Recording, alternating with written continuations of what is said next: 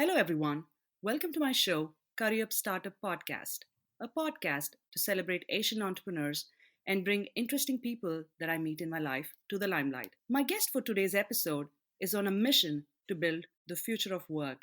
Let's welcome the founder of Indiez, Nitesh Agrawal. Welcome to my show, Nitesh. Thank you so much, Priyanka. Thank you for having me here. A graduate of IIT Bombay in India, the first employee at Ola, which is a successful point to point taxi model, and having worked at housing.com, which shaped the Indian real estate ecosystem, to where you are today with Indies, you have dabbled in the startup space. Tell us about your journey, Nitesh. Yeah, so it has been really interesting and inspiring. When I was young, I always dreamed of being an entrepreneur. So everyone in my family is an entrepreneur. That's pretty amazing. You have a Yeah. family of entrepreneurs. Yeah, right. I mean, like everyone in my family is an entrepreneur. So I always dreamed of being an entrepreneur, but I wanted to choose a different route for myself. Post IIT, I was like, I want to do a job and I want to build a career in a job. I joined that company. It was called Inductus, which is a data science management consulting company. I was like, I will just grow in this career and I'll be an analyst and I'll be a partner and so on. But it didn't turn out very well for me. It was, I mean, I liked the work that I was doing, but I hated the atmosphere. Like I didn't like the office politics. I didn't like to be like, to not be able to speak up your mind. And 8 to 10 months of my startup job, I had a conversation with my partner that, hey, I don't like the way you pitch to clients and it doesn't make sense to me. We should be more authentic, like we should be more genuine in what we are doing, and we should say it upfront that, hey, these are the problems that you need to address. And my partner was like, hey, you are an analyst. So that really got to me, like, come on, I mean, like, I should have a voice. So that got me thinking that, what, it is very important to have your voice wherever you're working. At that point in time, my friends were starting housing.com. So I decided to join them at a very early stage. And I saw the entire growth of housing.com. So housing.com was a $400 million company backed by SoftBank and a lot of other prominent VCs of the world. And my job at there was to lead the product and data science. So I was leading a team of close to 200 people. I learned how to hire people. I learned how to fire people. I learned how to lead a team. I learned how to motivate the team, how to give them the direction, how to prioritize things, and so on. After housing.com, I realized that I should do something of my own. I decided to take a break. I was in Vietnam doing a solo backpacking trip. There I met digital nomads, like people who travel and work. And I was really inspired by the story of a few of them. There was this girl who was traveling for approximately 3 years, and she has been to, I think, 80 countries. And she was telling me her experiences, and she was telling me like how amazing it was. And I was like, wow, why can't we work like this? To me, the notion of working was that, hey, you have to go to an office. Entrepreneurial mindset started kicking in that, hey, today, like, we have platforms like Upwork, but my friends, like, who are really good at what they do, they don't go to Upwork and find work. Even when they can, it should be easy for them. So I understood that there is a gap here which needs to be catered to. I came back to India, started researching a lot on the concept of future of work, spoke to a lot of people in this industry, and something clicked, and we started Indiez after 5 to 6 months of research. And so far, I mean, we have seen a lot of ups and downs, raised funds on pitching to investor in one meeting, got really really good customers, for example Domino's, Uber, worked with really good teams from all over the world, got exposed to different culture from approximately 30-40 countries, and really like led a team, hired people. I At some point in time, I didn't have money to pay rent. I borrowed money and then like started scaling India's, then paid it back. Like every day I wake up to do something amazing. Every day is a new day, which really gets me going every day. That's amazing to hear, Nitesh. And it's so inspiring, right? When ideas generate at the least known time, like when you Yeah. were backpacking, right? That was not what you would be expecting when you're doing. Yeah, I was there to drink beer. It's always nice to chill out and have fun, to Yeah. unwind ourselves and rejuvenate. So tell us a little bit more about Indies. How does this concept work in reality? The vision behind Indies is that there are these amazing teams all over the world, this amazing talent, and they do very good work. Us businesses, we are always trying to find really good talent in our backyard. If I am in DC, I would try and like hire a team in DC. However, if I want to solve a very specific and very niche kind of problem, it will be hard for me to find good people here in this area. It might be in the Bay Area, it might be in the Latin America, it might be somewhere in Canada, or it might be in Europe, it might be in Asia. The philosophy is that everyone should be able to tap into this global talent pool from all over the world. This gives us opportunity to do two things. One is like the talent gets to work on really interesting problem. Imagine someone sitting in a remote part of Vietnam or a remote part of India. If they get to work on amazing problems, let's say like helping nonprofits to raise more funds or helping associations to communicate better, an organization will be able to access that really amazing talent which they didn't have access to. So how it works in practice is, as an organization, you tell us that, hey, I want to solve this problem for my business. Let's say if you're a nonprofit, you will say, hey, I want to engage my community or I want to engage my volunteers. From that note, we'll go and find the most relevant team from our community. We have a community of really good teams from all over the world. All the teams are very heavily vetted on 120 plus criteria. For example, their code quality, their communication skills, their project management skills. We speak to their clients, their culture, and so on. And on the basis of this data, we pair the organizations with the most relevant teams, and they get to work together, and we oversee the entire process, like how the project is going on and how are you feeling with respect to your project. And we do the same thing with the agency, that hey, how are you feeling with respect to working with this particular customer? Are you happy with their communication? Are you happy with what they are saying you to do? So that helps us bridge the gap between an agency or a dev shop or a team and the organization, and enables us to make sure that the experience of both the parties is really good. So far, like I'll give you a real example. So there was this association based out of Chicago who wanted to change their website. They hired a local development shop to build their website, and they paid a ridiculous amount of money, and they were not happy with their performance. So they came to us. We understood, okay, you want to work on this specific CMS with this kind of specific requirements. So we used that data to find a really good team based out of the UK, and we paired that team together with the customer. And now that project is going on in a full-fledged manner. Both the parties are really happy. It's a win-win situation, Nitesh. Trying to connect the right people with the right projects and staying with them throughout the process, right? It's not just identifying people and facilitating a conversation. It's more about staying with them, holding their hand, and ensuring the project is successfully implemented. So, how do you feel when you get great feedback from your clients? What it that is You it is something that keeps us going, like every day. Whenever you are I mean, as an entrepreneur, you get this question a lot, to be honest. What am I doing with my life? Like, does it even make sense? Look at that company. They are doing so well. What are you doing, right? But when you get these emails, it keeps you going. It says, hey, it is very important to make those few customers love you and depend on you rather than chasing like thousands of customers. If this first 100 customers love you and they love your product, they love your service, they will like tell about Indies to other people. Like when we get really good feedback, it's about, okay, what is good and what is bad.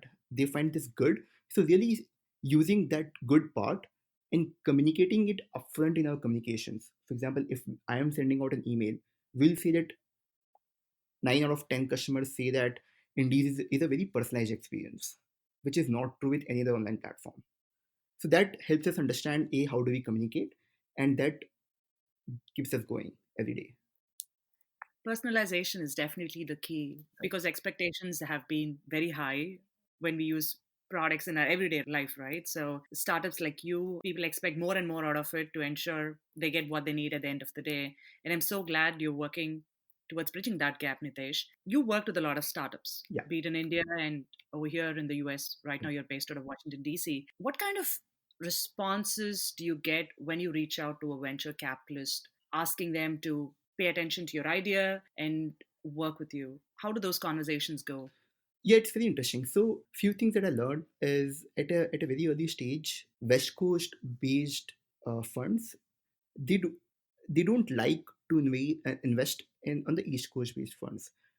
So there is something that I realized over the course of like my pitching to investors journey. That is why I started focusing a lot on the East Coast and really like communicating the product and the idea to the East Coast, few things that I learned is you have to tell a very good story. If your story makes sense, and if overall like what you're doing and the kind of vision that you have, the world that you see coming up, if you're able to convince them on the broad picture, then it becomes relatively easy to convince on the details. So for example, there are two things. First one is like, the most important thing that I realized is you have to have a good referral. If someone is like pitching in for you that, hey, meet this person who is really awesome, that helps a lot. Like when I moved to DC like approximately 1 year back, I didn't know anyone here, honestly, like no one apart from my wife. What I did was I started reaching out to a lot of entrepreneurs. I used to write a lot of cold emails. I'll say, hey, can I learn from you? And that was the best thing that I did. Looking back, that has helped me build a reputation with the fellow entrepreneurs who have raised funds in the past, and they connect me with their investors, which sort of like helps them hear my story. And the kind of experience that I got is, especially on the East Coast, investors want to look for revenue. They want to see some sign of product market fit coming in. They don't want to invest in a very very early stage company. So it is really good to bootstrap and to scale to a point where you absolutely need funds. So I did a mistake there, that I started reaching out to investors very early without having a product market fit or without having a clear sight of like revenue growth. So I decided to like take a step back and focus on the business, focus on the customers, build out the product in detail, and then go after the investors.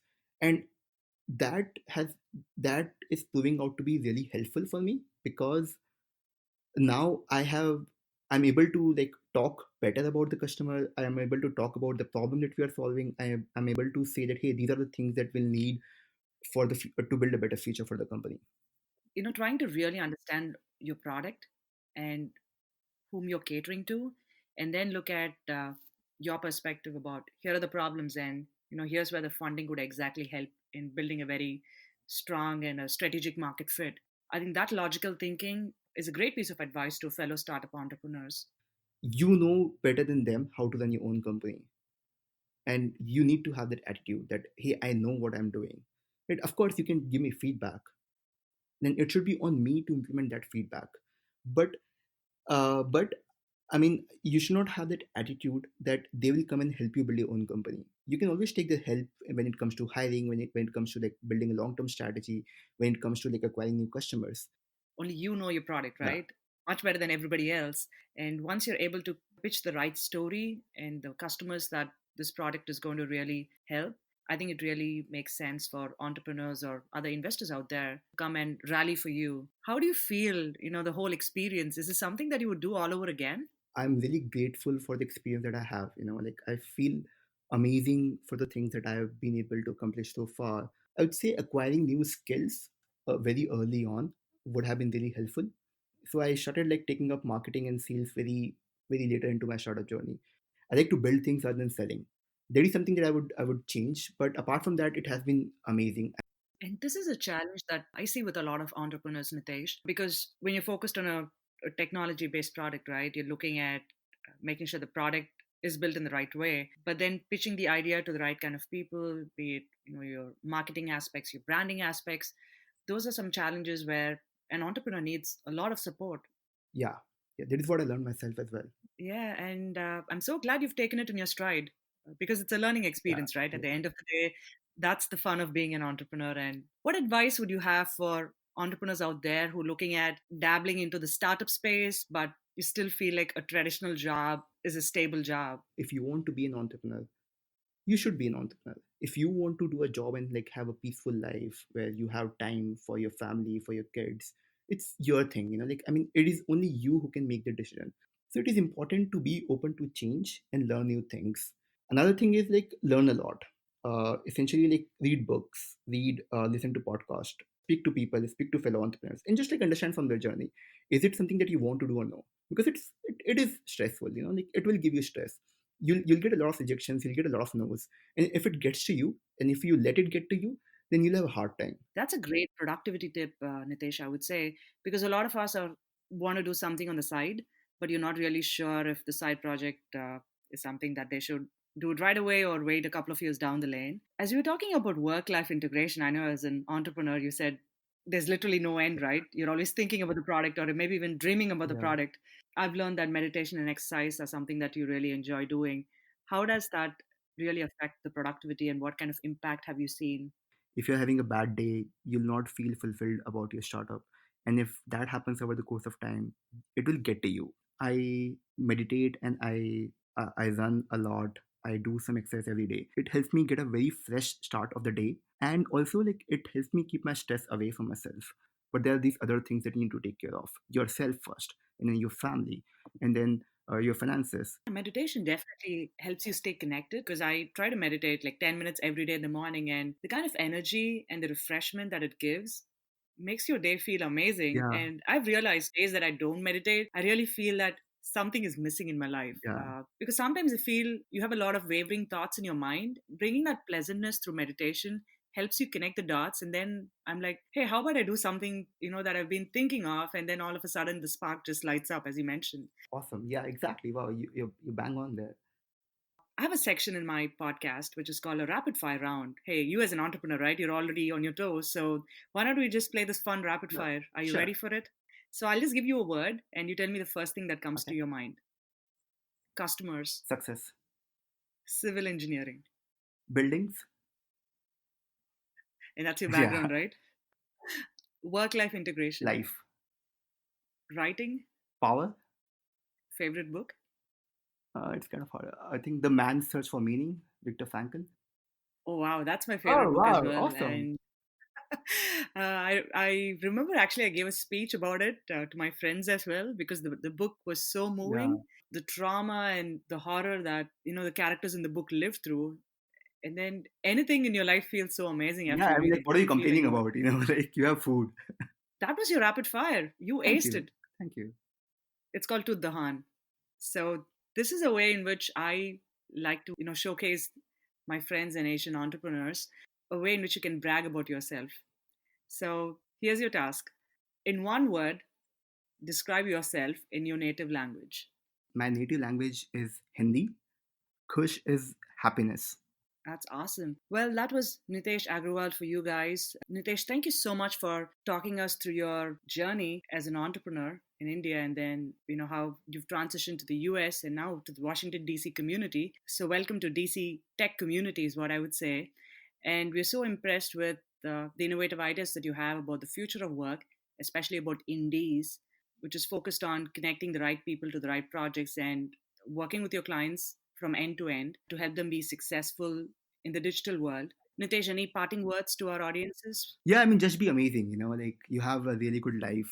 Be fulfilled. Be amazing every day. Kushi, happiness to the people around you and to your inner self. This was today's episode of Career Up Startup Podcast with Nitesh Agrawal, founder of Indies. And this is your host, Priyanka Komala, signing off. Until next week's episode with another interesting guest. Take Thank you, care. Penka. It was amazing.